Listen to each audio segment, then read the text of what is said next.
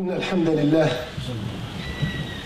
نحمده ونستعينه ونستهديه ونستغفره ونعوذ بالله من شرور أنفسنا ومن سيئات أعمالنا.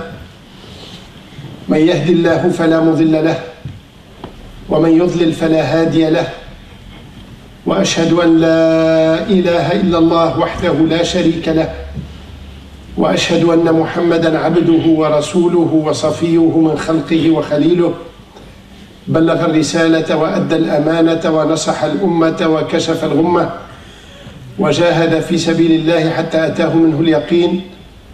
اللهم صل وسلم وبارك عليه وعلى آله وصحبه وجنده وحزبه ومن سار على دربه واستنى بسنته ما تعاقب الليل والنهار. من يطع الله ورسوله فقد رشد، ومن يعص الله ورسوله فقد غوى، ولا يضر إلا نفسه ولا يضر الله شيئا.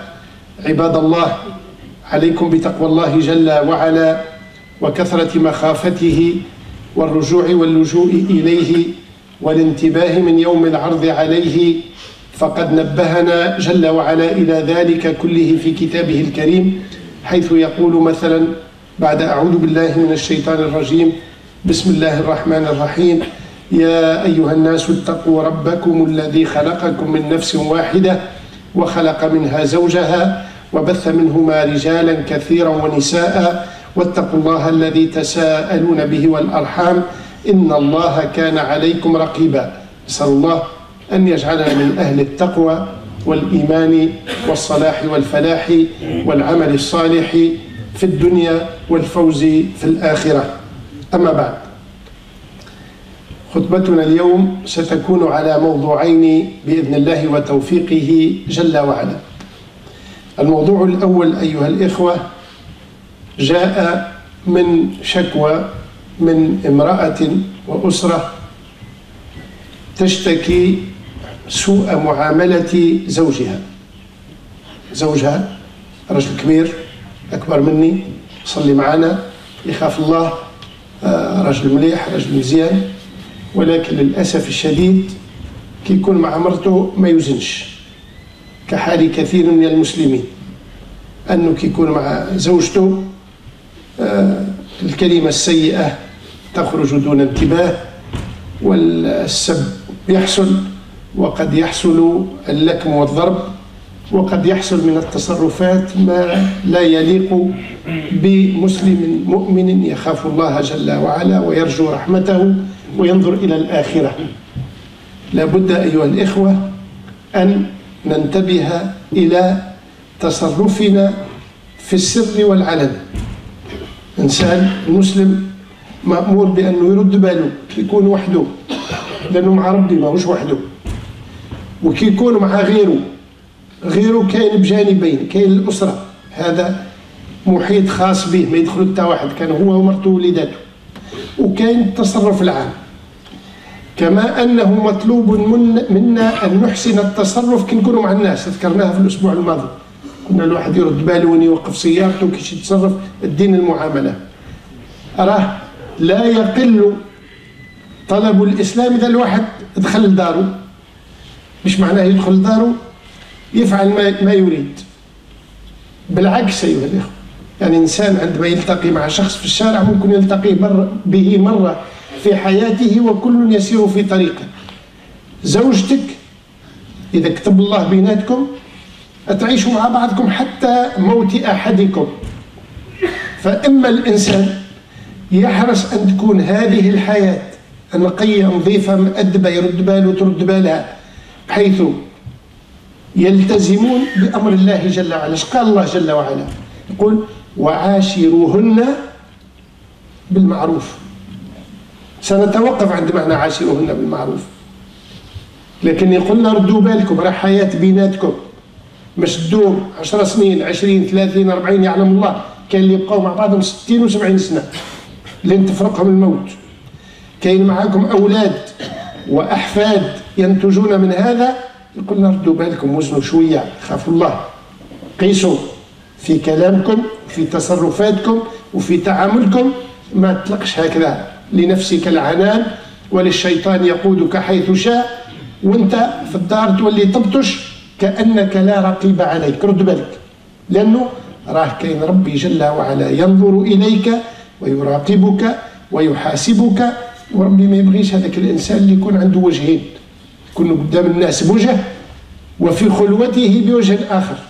لا، هذا ربي لا يحبه لنا أبدا، لعنه رسول الله صلى الله عليه وسلم. هذا ذو الوجهين. شكون ذو الوجهين؟ اللي هنا يوري وجهه وهنا يوري وجهه، كي يبرز هكذا يظهر أمام الناس يولي خيار الناس، ما كيفوش إنسان مزيان في كل شيء، وإذا اختلى بنفسه ترك لها العنان. بعض الناس يترك لها العنان في الشهوات، بعض الناس يترك لها العنان في التصرف مع من هو في محيطه الداخلي. ردوا بالنا أيها الإخوة، هذا أمر من واجبنا أن ننبه بعضنا البعض عليه. Notre premier sujet, c'est un sujet qui m'a été inspiré, demandé par une famille, une dame, qui dit subir des années de la part de son époux, un homme bien, un homme qui vient à la mosquée, un homme âgé, plus âgé encore que moi, qui est sur la voie de l'islam, qui pratique tabarakallah alayh, Allah yataqabbal minnou, qui vient à la mosquée, peu importe cette mosquée ou ailleurs, pour ne viser personne, mais en tout cas, un homme qui essaye d'être dans la droiture. Mais à côté de cela, il ne se freine pas quand il est face à son épouse. La parole déplacée, la grossièreté, l'humiliation, le mauvais geste, l'attitude vexatoire, voire peut-être même l'agression. Ce genre de comportement n'est pas digne d'un musulman, surtout quand il a avancé dans l'âge. L'un d'entre nous, quand il a 18-20 ans, il peut être impulsif. Ça ne veut pas dire que ça excuse le mauvais comportement, mais il peut être impulsif dans la fugue de sa jeunesse. Mais quand on atteint un âge avancé, qu'est-ce qui reste? Il faut que la personne fasse attention, se contrôle, mesure la portée de ce qu'il dit, de ce qu'il fait, et devant lui les enseignements de sa religion. Qu'est-ce qu'il nous dit notre Seigneur Allah Jalla wa Ala? Il nous dit wa'ashiruhunna bil ma'ruf, et comportez-vous envers elles, c'est-à-dire envers vos épouses, de la meilleure des façons, ma'ruf, convenablement, proprement. فإن كرهتموهن فعسى أن تكرهوا شيئا ويجعل الله فيه خيرا كثيرا. Si vous avez une répulsion, une aversion envers votre épouse durant la vie commune, il se peut que Allah mette dans cette personne un grand bien. Il nous dit, mesurez, faites attention, ne vous lâchez pas. Rasoul sallallahu alayhi wa sallam, آخر وصية للمسلمين هو في حجة الوداع, le dernier rappel qu'il faisait aux musulmans, يقول ألا واستوصوا بالنساء خيرا. Je vous dis, soyez des hommes bien envers vos épouses. Il nous dit, soyez droits avec vos femmes,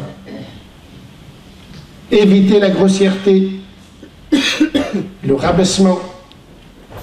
Vous allez vivre avec votre épouse 10, 20, 30, 40, 50, 70 ans, Allahu A'lam. C'est Allah qui détient la vie et la mort. Est-ce qu'il est possible qu'on puisse vivre ensemble 70 ans dans l'insulte quotidienne, dans le rabaissement quotidien? Il nous dit, mais il n'est pas possible que quelqu'un soit grossier avec son épouse puis il se met avec elle dans le même lit après. Ça n'a pas de sens. Ce n'est pas humain. لهذا يقول لنا صلى الله عليه وسلم خياركم, le meilleur d'entre vous, خياركم لنسائهم كما أورد ابن ماجه, sont les meilleurs pour leurs épouses. Voilà. Tu n'as pas besoin de faire semblant d'être bien avec les autres alors que tu es infect avec ton milieu interne. C'est pas bien. Ça ne veut pas dire sois mauvais avec les autres, non. Mais sois bien avec les autres et dans ton intimité. L'intimité se divise en deux parties. L'intimité propre, individuelle, tu es tout seul. sois bien, parce que tu n'es jamais seul, qu'Allah qui te voit, qu'il y a des anges qui t'accompagnent. Tout est écrit, en bien ou en mal, de ce que tu dis, de ce que tu fais. Mais il y a l'intimité, le cercle familial, il y a l'épouse, il y a les enfants, il y a pour les vieux comme nous, les petits-enfants. Il y a tout cela, quand tu mets de l'ambiance propre, saine, religieuse, spirituelle, tu les amènes à s'élever, à être dans le bien. Et quand tu mets une atmosphère de chamaillerie, de grossièreté, il y a des papas, ils ne mesurent pas, il y a des propos infects, ils jettent les mots comme ça. Il n'est pas digne d'un musulman de ne pas faire attention à ce qui sort de sa bouche avant les gestes déjà. Le musulman se doit de mesurer ce qu'il fait. Allah Jalla wa Ala, on vient de citer le verset, il nous dit: comportez-vous envers vos épouses de la meilleure des façons, bien, convenablement. Comment ça se manifeste ça? On peut prendre du temps, on peut y revenir la prochaine fois. Mais en quelques mots, en évitant déjà le comportement, les propos, les attitudes grossiers. Autant que possible, on n'est pas des anges, on n'est pas des gens qui ne se trompent pas. ولكن الإنسان يحرص ما استطاع يضبط نفسه شوية، يوزن كلامه شوية، يرد باله شوية. Première chose, déjà, avant de rayonner le bien, essaye de faire à ce que tu ne rayonnes pas le mal. قبل ما نقول لك كون مليح معاها ما تكونش سيء معاها. غير رد بالك، ورا الكلام موجه للأخوات كما موجه للرجال. كل واحد عنده مسؤوليته أمام الله. راه كما المرأة تأذى الرجل يتأذى أكثر وأكثر.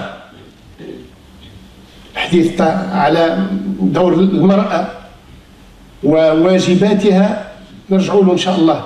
الآن traitons de ce sujet, de notre grossièreté à nous les hommes, de notre mauvais comportement à nous les hommes. Déjà, qu'on fasse attention, qu'on mesure ce qu'on dit, qu'on soit dans le respect, qu'on soit dans la parole pesée, qui ne blesse pas, qui ne rabaisse pas, qui ne tue pas, parce qu'il y a des mots qui tuent plus que des balles. Donc, premier, c'est un self-control, une attention sur ce que je suis. Le fort d'entre vous, c'est pas celui qui renverse l'autre et le bat. شكون الشديد qui est le fort الذي يملك نفسه عند الغضب, celui qui se maintient, qui se contrôle, qui fait attention à lui quand la colère lui monte dans le sang, dans la tête, quand il commence à trembloter dans l'envie de réagir, il dit astaghfirullah, stop, je mesure ce que je dis, ce que je fais. Et le premier envers lequel tu dois mesurer, c'est cette dame qui t'accompagne 20, 30, 40, 50 ans de vie, qui se donne à toi totalement, que tu lui pardonnes. Comme toi tu n'es pas un ange, elle n'est pas un ange. Comme toi tu te trompes, elle se trompe certainement. Et c'est pas parce qu'elle fait une erreur, ça y est, le ciel est tombé sur la terre, la vie est finie. Il faut qu'on résolve tout, il faut qu'on s'entretue.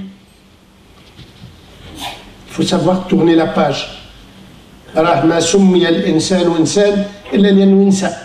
Donc apprends à oublier. L'être humain, une de ses caractéristiques fondamentales, c'est qu'il oublie, il tourne la page, il dépasse.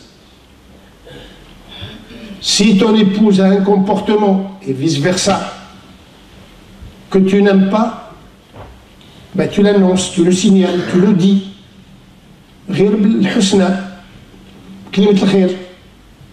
Avec la meilleure des paroles. Et puis c'est fait, on s'est expliqué comme des adultes, comme on dit, comme des gens raisonnables, comme de bons musulmans, je dis. Une fois qu'on s'est expliqué, ça fait, on passe à une autre page. Il faut avoir la capacité de dépasser sa colère pour s'expliquer les uns avec les autres. Toi et ton épouse, échanger un minimum pour lui dire c'est pas bien ce que tu as fait. Alors tu m'as blessé dans ça. Être un homme, c'est pas celui qui se ferme, qui se bouche. Ah, Rajel, ma yahdarsh ya'raf kan yisb. Il ne sait qu'insulter. Malheureusement, elle est chez nous, les personnes assez âgées, et elle n'est pas absente chez les jeunes, elle est peut-être encore plus présente dans nos générations qui arrivent. Le divorce, malheureusement, aujourd'hui, rompt plus que la moitié des foyers. En France, foyers non musulmans, foyers musulmans également. On est touché, frappé exactement par la même chose. Parce que nous avons les mêmes réactions, nous avons les mêmes attitudes, qu'on soit musulman ou pas. Non. Mais en tant que musulman, tu dois essayer, par les valeurs que tu portes, par les foi que tu as, par le respect d'Allah que tu as dans ton cœur, de t'élever un tout petit peu, de faire attention à ce que tu sois parmi wa'ashiruhunna bil ma'ruf, celui qui se comporte au mieux envers son épouse.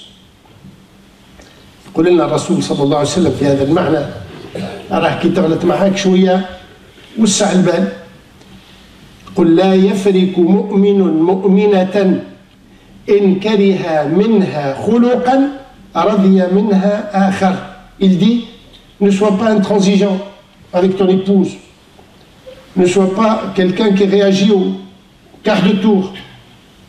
Quand tu vois un mauvais comportement ou une mauvaise attitude de ton épouse, car si tu tournes un tout petit peu le visage, le cœur, la mémoire, si tu réfléchis un tout petit peu, tu vas trouver qu'elle n'a pas été comme il se doit là, mais elle a peut-être été mieux ici.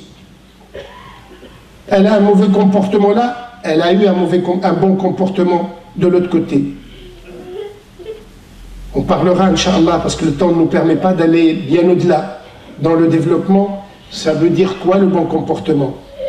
Mais je voulais juste au moins terminer ce premier sujet avec une histoire qui s'est passée entre un homme musulman et Omar ibn Khattab radiallahu anhu. On nous raconte que, il est rapporté dans Nour al-Absar, fi manaqib ali bayt al-nabi al-akhyar. On nous rapporte cette histoire qui dit qu'un homme est venu à Omar ibn Khattab radiallahu anhu pour se plaindre du mauvais comportement de son épouse. Il est venu le voir, il est arrivé à sa porte et il est resté attendre la sortie. Probablement il a frappé, enfin à l'époque, peu importe comment il faisait pour attendre la sortie de ceux chez qui on va, en tout cas il est resté à attendre. فسمع امرأته يعني زوجة سيدنا عمر فسمع امرأته تستطيل عليه بلسانها. Et alors qu'il attendait, il a entendu l'épouse de Omar radiallahu anhu qui lui parle de façon irrespectueuse. Wahwa, c'est-à-dire Omar, sakitun la yarud. Et Omar ne répondait pas, il n'entendait pas la voix de Omar. Il entendait la voix de cette femme qui montait, et il n'entendait pas la réponse de Omar. Il est parti. Cet homme, pris par la pudeur, il est parti. Et il s'était dit, en son fort intérieur, si c'est cela, la situation de Omar ibn Khattab, fa kayfa hali. Donc, moi j'accepte ma situation. Donc il est parti. فخرج عمر فرآه موليا. Sayyidina Omar, il est sorti, il l'a vu, il l'a appelé. Il lui a dit, pourquoi tu étais là? Ma hajatuka ya akhi qala ya amir al-mu'minin جئت أشكو إليك خلق زوجتي واستطالتها علي فسمعت زوجتك كذلك فرجعت وقلت إن كان هذا حال أمير المؤمنين مع زوجته فكيف حال. Il lui a raconté donc la scène telle qu'il l'a vécue. Il venait se plaindre, puis quand il a entendu cette situation dans le foyer même de Omar, il a dit je laisse tomber. Il y a الآن جواب سيدنا عمر رضي الله عنه وأرضاه. Qu'est-ce qu'il a répondu? ايش قال سيدنا عمر? Il lui a dit تحملتها, je l'ai supporté, لحقوق لها علي, pour des droits qu'elle a sur moi. فإنها طباخة لطعامي, elle me cuisine, la pauvre. خبازة لخبزي, elle me fait mon pain. غسالة لثيابي, elle me lave mes vêtements. مرضعة لأولادي, elle allaite mes enfants. وليس ذلك بواجب عليها, et ceci n'est pas un devoir. Elle le fait, et ce n'est pas un devoir. وسكن بها قلبي عن الحرام, et à travers elle, j'assouvis mes désirs et je ne regarde pas l'interdit, le péché. فأنا أتحملها لذلك, c'est pour cela que j'accepte les débordements, les dépassements. قال الرجل يا أمير المؤمنين وكذلك زوجتي. Moi aussi, ma femme, elle me fait tout cela. Donc je vais avoir la même attitude. قال له سيدنا عمر رضي الله عنه ونختم بها, قال له فتحملها يا أخي فإنما هي مدة يسيرة. ايش قال له؟ قال له supporte-la parce que ce n'est qu'une période courte. C'est quoi la période courte? C'est cette vie que nous vivons. Et il lui a dit supporte parce que de toute façon c'est un moment éphémère. ماشي الدنيا ماشية. تحمل مرتك وكون راجل معاها وكون مؤدب. راجل بمعنى مؤدب مش بمعنى غليظ. كون مؤدب معاها, supporte-la et sois doux envers elle. C'est des années qui passent. نسأل الله أن يجعلنا نعمل بما نقول. أقول قولي هذا وصلي وسلم على سيدنا محمد وعلى آله وصحبه وسلم ولا حول ولا قوة إلا. بسم الله والصلاة والسلام على رسول الله وعلى آله وصحبه ومن والاه. ما توفيقي ولا اعتصامي إلا بالله عليه توكلت وإليه أنيب. J'aurais voulu qu'on continue sur le premier sujet parce qu'il y a encore du développement, on a besoin de nous rappeler mutuellement, on y reviendra Inch'Allah. نعود إلى هذا الموضوع بقدر الله وقوته في مناسبة أو مناسبات أخرى حتى ننهي كيف يكون الرجل حسن المعاشرة مع زوجته وشنو المطلوب منها. Inch'Allah on reviendra à ce sujet. Mais il y a un sujet qui presse parce que c'est pour demain. Donc je voulais qu'on en parle un peu demain. Inch'Allah, au lycée Saint-Jacques de Compostelle, à 14h30, il y a une rencontre interreligieuse qui se passe donc au lycée Saint-Jacques du côté de Beaulieu. Cette rencontre, il y a dedans les musulmans, nous-mêmes, il y a des chrétiens, il y a des juifs, c'est une rencontre annuelle. Et tout le monde est convié à y aller. Un certain nombre d'entre vous, d'entre nous, en entendant cet appel, ils disent « ça ne me regarde pas, c'est pas moi ». D'entre vous, hommes ou femmes. C'est une erreur, Yahon. Par-delà le sujet lui-même, c'est croyant dans un monde en quête d'avenir. C'est-à-dire, aujourd'hui, tout est en train d'être chamboulé. Et notre monde dans lequel on vit, notre espace dans lequel on vit, ne voit pas où est-ce qu'on va. Il est perdu entre le développement de la modernité, les choix des hommes, et il ne sait plus qu'est-ce qui est fixe, thabt, de ce qui est changeant, mouvant.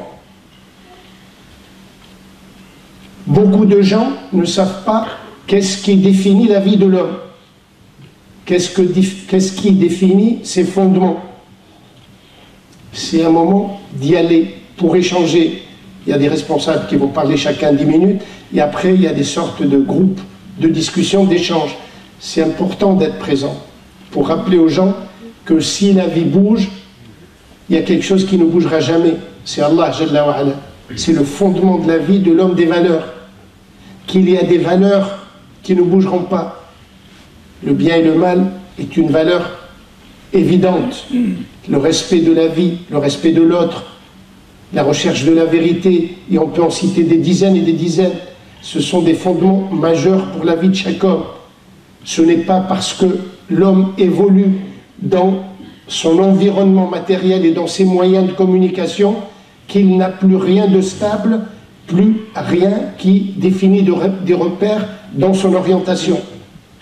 Et ça, il est important que chacun des musulmans soit présent pour y participer. parce que le bien-être de tous, la vie commune de tous, y compris la nôtre, elle passe par les échanges, par la connaissance. Rabbi qul وَجَعَلْنَاكُمْ شُعُوبًا وَقَبَائِلَ لِتَعَارَفُوا. Nous avons fait de vous des peuples et des tribus différents pour que vous vous entreconnaissiez, pour que chacun dise à l'autre ce qu'il pense, ce qu'il est. Les musulmans, c'est effarant quand on discute avec des non-musulmans, et certains d'entre vous le savent, le degré d'ignorance de ce qu'est l'islam et de ce que sont les valeurs de l'islam. Ils savent ce qui passe à la télé. Et qu'est-ce qui passe à la télé? C'est Daesh ou Al-Qaïda ou Daesh ou Al-Qaïda. C'est tout ce qui passe à la télé. Les meilleurs d'entre eux, les non-musulmans, ceux qui sont armés le mieux avec de la bonne volonté, ils finissent par être troublés. C'est quoi cette religion? C'est quoi ces gens-là? Qu'est-ce qui nous attend d'eux demain?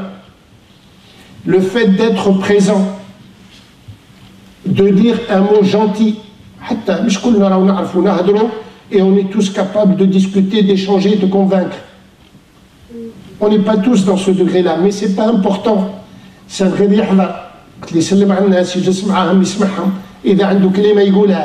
quand il est présent, par sa présence, par sa gentillesse, par son sourire, par ce qu'il est capable de dire, s'il a des choses à dire, il transmet un sentiment de sympathie. Il participe à ce vivre ensemble. Il apaise le regard et l'attitude vis-à-vis des musulmans. C'est pour cela, quand on appelle à ces rencontres, c'est pas parce qu'on y a quelque chose à gagner à titre individuel. On y a à gagner pour nous tous. J'étais l'autre jour, il y avait le ministre de l'Intérieur qui était venu à Poitiers, et puis il y avait une table ronde à laquelle j'ai participé, on était une petite douzaine. Il y avait les religieux et il y avait les non-religieux.